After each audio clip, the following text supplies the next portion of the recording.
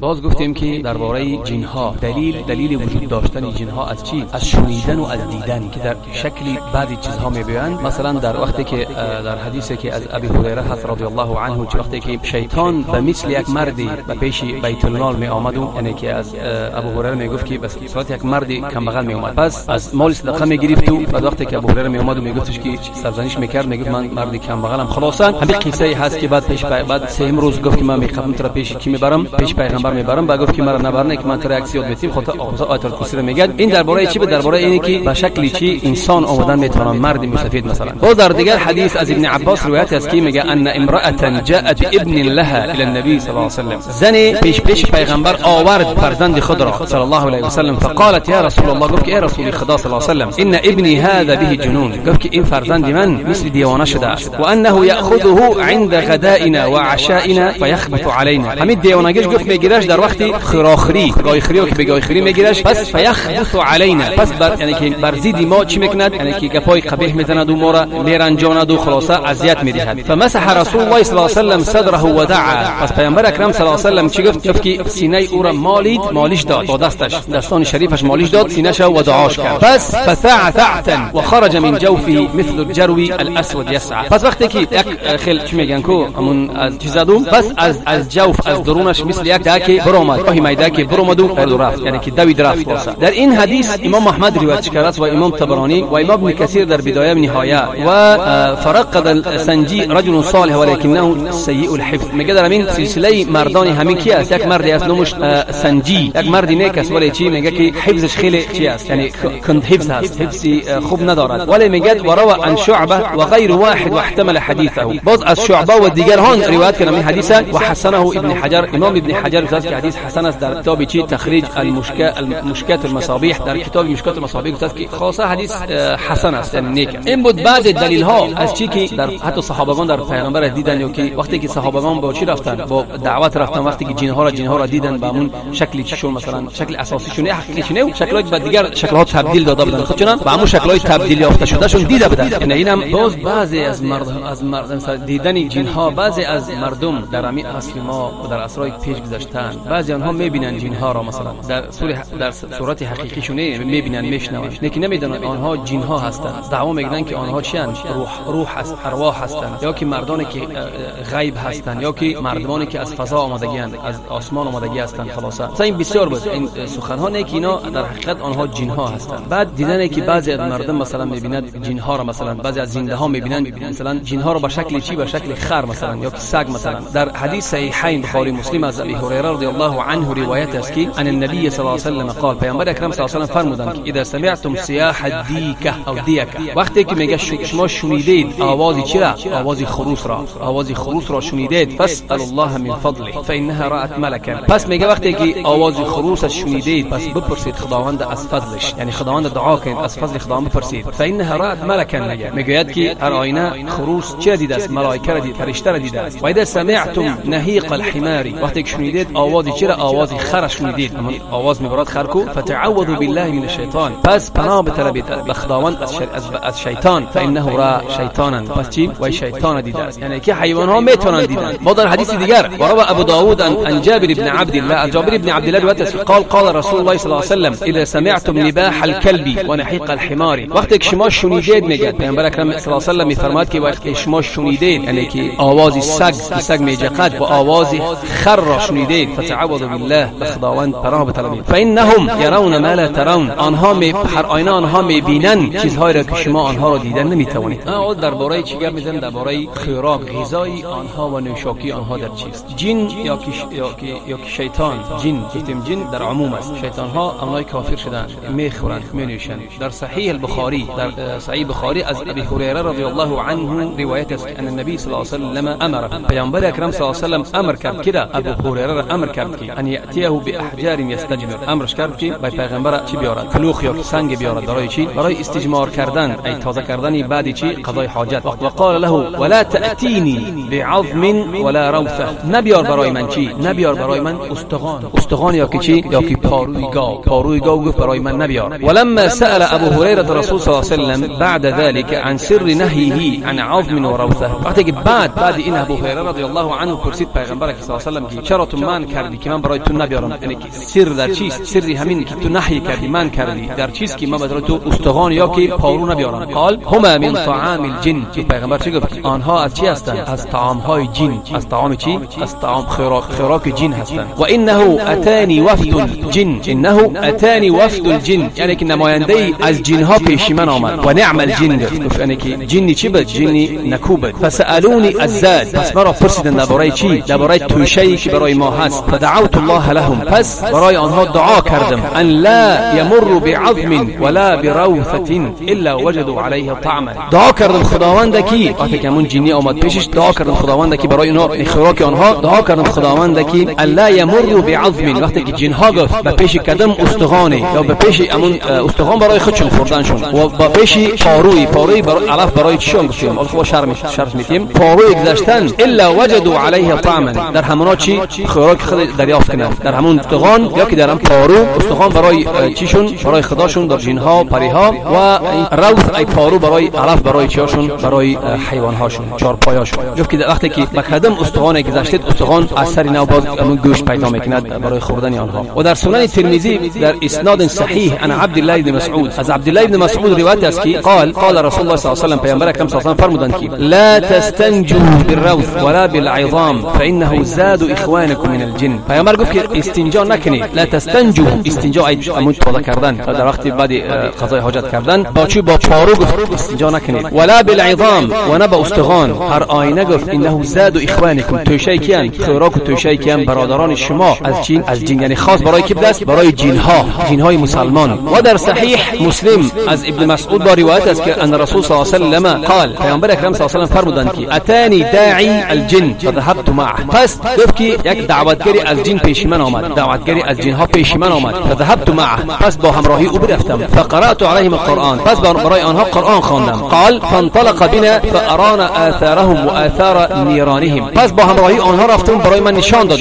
اثرهای چی را؟ اثرهاش نشان داد، اثرها ای پریهاش نشان داد. و آثار نیرانهم، و همون اثرهای چی را؟ اثرهای آتش که نشان داد. و سالوه الزاد، و پرسیدند از پیغمبر که چی؟ توشی آنها غذای آنها. فقال لكم كل عظم، پیغمبر بیدن چی گفت؟ لكم كل عظم ذكر اسم الله علیه یقع فی ایدیکم. این برای چی گفتن؟ توشه و زاد خوراک برای کی؟ جنهای مسلمان. پیغمبر برای چی گفت؟ لكم كل عظم، برای شما هر یک استخوانی که یعنی که هر یک استخوانی که در او نام خداوند ذکر شده باشد. یقع فی ایدیکم، در دست شما که افتاد، در دست شما کدام گوشتی که افتاد در اون در وقت خوردن این چی نام خدا یاد کرده باشد، او فرما یکون لحما، در دست شما که زد همون گوشت یعنی وقتی نام خدا ذکر کرده خورده شده همون خوراکم، برای شما همون گوشت با دوباره چی همون استخوان دوباره هم خیلی گوشت بود هم خیلی میگردد، برای شما خوراک همچون خوراک میشود. و کل بعره علف لدوابکم، و هر یک پارو گفت برای شما چی میشود؟ علف برای چی؟ علف برای چهار پایاتان. فقال رسول صلی الله علیه و سلم فلا تستنجوا بهما، پس با آنها استنجا نکنید. فانها طعام اخوانکم، و چی است؟ طعام برای برادران شما، ای برادران جنهای شما.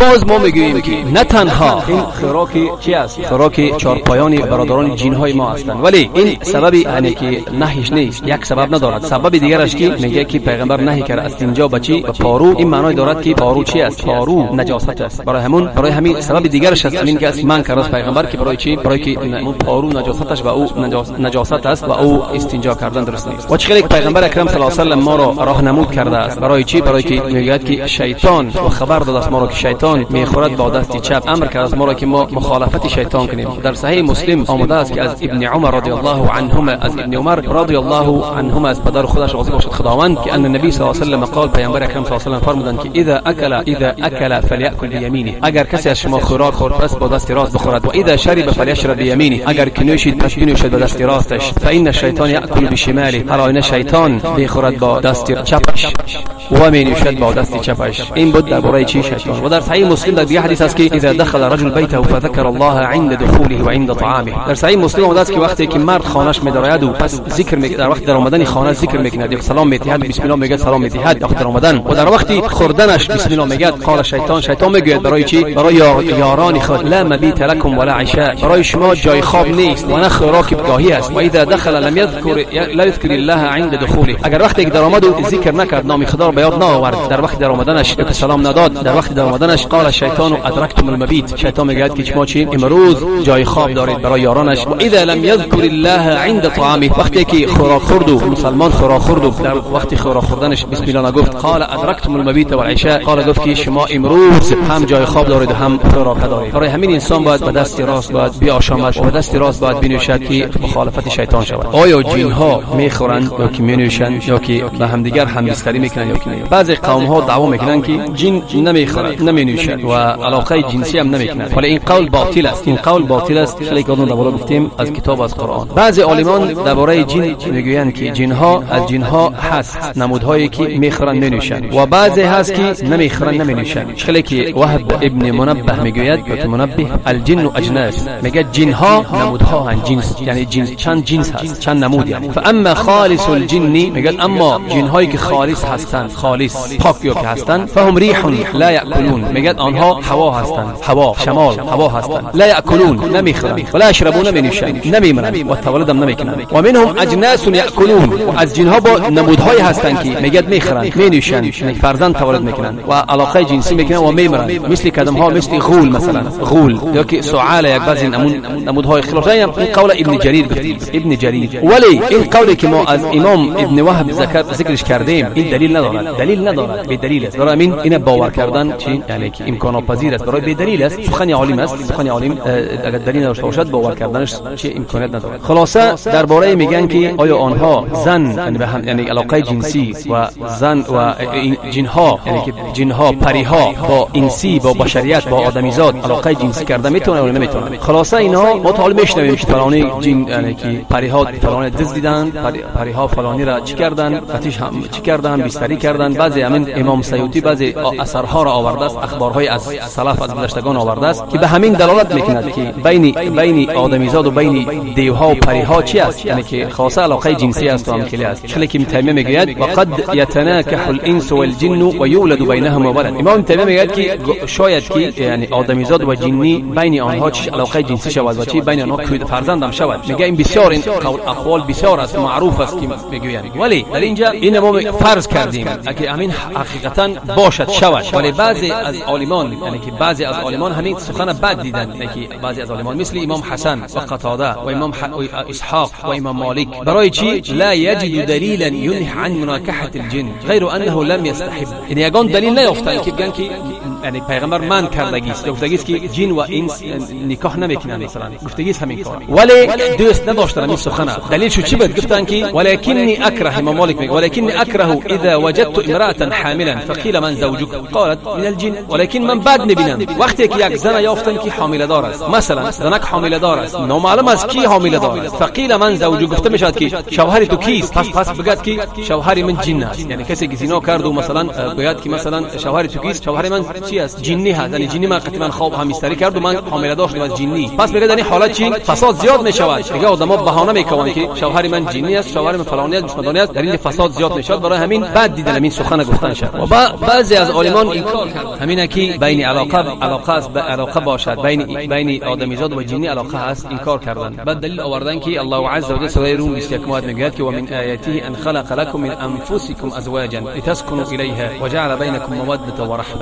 میگه خدا از آیاتهای خداوند که برای شما آفرید، از خود شما آفرید برای شما، یعنی که ازواجا یعنی که از خود شما برای شما آفرید، یعنی که همسر آفرید، زنک از مردک آفرید. لتسكنوا الیها برای آرامش شما در چی به همون باشد، یعنی که آرامش لتسكنوا الیها یعنی که همون تسکون یعنی که هم بستری کردن، یعنی که یک جنس به یک جنسی هم مانندش. و جعل بینکم موده و رحمه، و بین شما چه گردان؟ مودت، دوستداری و رحمت مهربانی را گردان. دمیاد دلیل میگن که امکان پذیر است که تآلف ای الفت و انسجام، یعنی که همون دو جنس یعنی که به یک دیگر نزدیک شوند، یک زن و شوهر مثلا، که اونا اختلاف داشته باشند، این جنس جنی باشد، این انسی باشد، آدمیزادی باشد، میگه اختلاف دارد. و تصبح الحکمت من الزواج لاغیه. پس میگه که حکمت از زناشویی چی بود؟ که یک جنس باید باشند. اگر جنس مختلف باشد میگه چی؟ این چی است؟ این حکمت حکمت از زواج است که امین چی برباد میده. نه که با بعضی از آنها دلیل میبرد که الله عز و جل در سوره 56 سوره رحمان میگه که لم یطمثهن انس قبلهم ولا جان، میگه آنها را دست نکرده است، یعنی که همون حورای بهشت میگه دست نکرده است. لم یطمثهن انس و قبلهم ولا جان، آنها را نه انسی، یعنی که حوران بهشت نه انسی دست کرده است، نه آدمیزاد دست کرده است، یعنی هم بستری کرده است. قبلهم پیش و نه ولا جان و نه جنی، یعنی حوران بهشت میگه الله عز و جل که آنها را حوران بهشت نه دست کی کرده است، نه آدمیزاد آنها را دست کرده است و نه جنی دست کرده است. در اینجا میگن که دست کرده است، یعنی جنی هم دست کرده میتونست نه چرا حوران بهشت. خاص همین دلیل میارن به همین چی، همین آیات میگن اینا چیه، یعنی که دلت الآیه على صلاحیتهن للانس والجن على حد سواء، یعنی حتی چی ممکن شاید که همین انسی و جنی همدیگر چی همدیگر یعنی که علاقه جنسی کردن تونن. خاص همین دلیل میارن. این شیخ خدا میدونه درستی شکی آیا درست است یا نیست، والله اعلم. خدا هم بدونه تعالی. باز در کجا زندگی میکنن؟ در جنها پریها در کجا زندگی میکنن؟ جنها میگن مثل ما حیات مثل ما دارن، خیلی تیم برای خوردنش میخرن مینوشن و جایهای دارن که زندگی میکنن خاص مخصص برای آنهاست. در بعضی حالات میشود که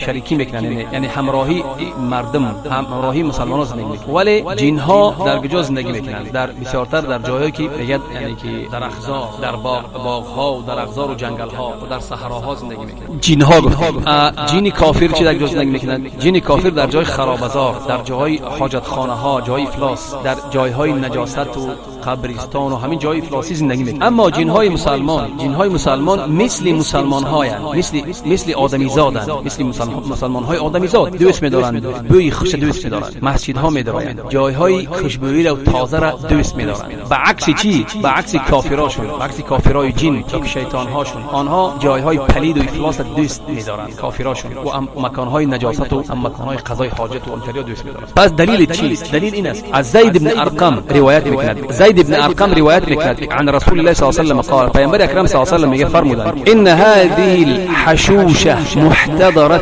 ان هذه الحشوشه محتضره فاذا اتى احدكم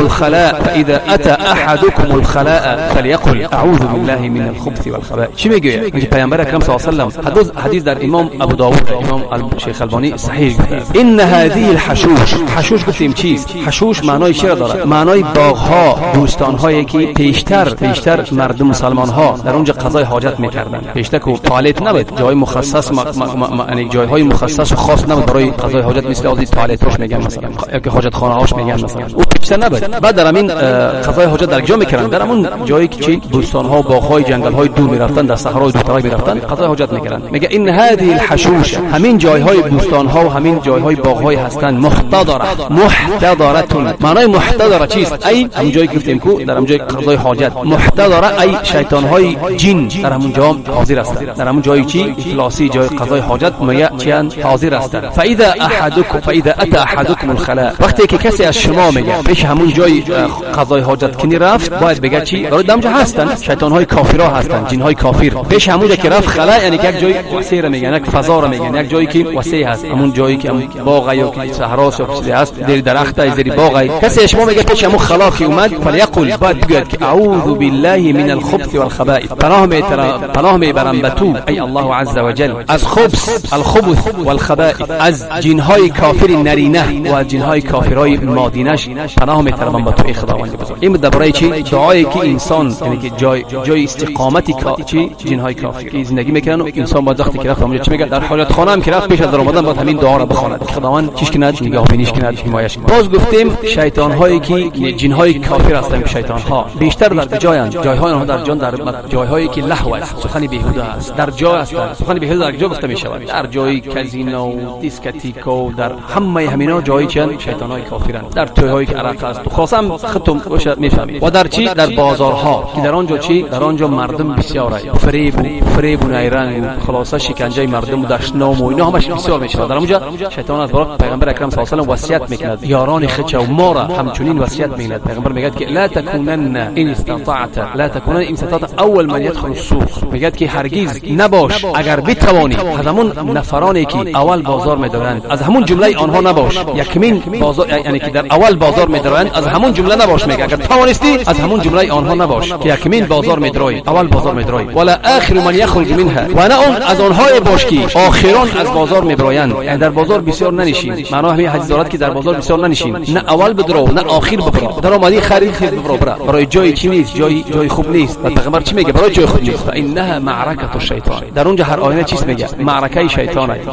جای معرکه شیطانه، یعنی که جای مبارزه شیطانه بچی و مسلمان ها، در فتنه انداختن، در جنگ انداختن، دکس خریدار و فروشنده در جنگ انداختن، قسم خرید رو خلاصه پول فریب کنی، خلاصه همه در همونجا معرکه شیطان، یعنی شیطان مبارزه میبرد برای مسلمان ها. و به ينصب رایته، و در همونجا میگه چی؟ با همین دروغ و چی همون پرچم شیطان چی میشود؟ آویخته میشود در همونجا. برای همین انسان باید چی در همون جهان نرود، چون که رفت تیز ببرد. باز گفتیم که همون پرچم معنای چی داد؟ اشاره به چی است؟ که در همون جا شیطان ها ثابت هستند، جمع میشوند شیطان و چی و یاران او برای چی؟ برای گمراه کردن مسلمانان، برای جنگ انداختنشون، برای بغض و کینه مسلمان زیاد شدنش همونجا هستن. برای میگه چی؟ همونجا پرچم شک میگذارد، یعنی که همونجا هم نشین میشود، همونجا جایگیر میشود در چی؟ در بازارها. باز یک سیه که آیا شیطان با فرزند آدم یک جای میخوره و چه خیل میخوره؟ میگه بله، شیطان هم شریک میشود با آدم در خوردن و در نوشیدن و در لباسش و در نکاح، در هم بستری کردن. قتی با همسرش میند هم بستری میند اگر که نام خدا را نگیرد. گفتیم اگر که انسان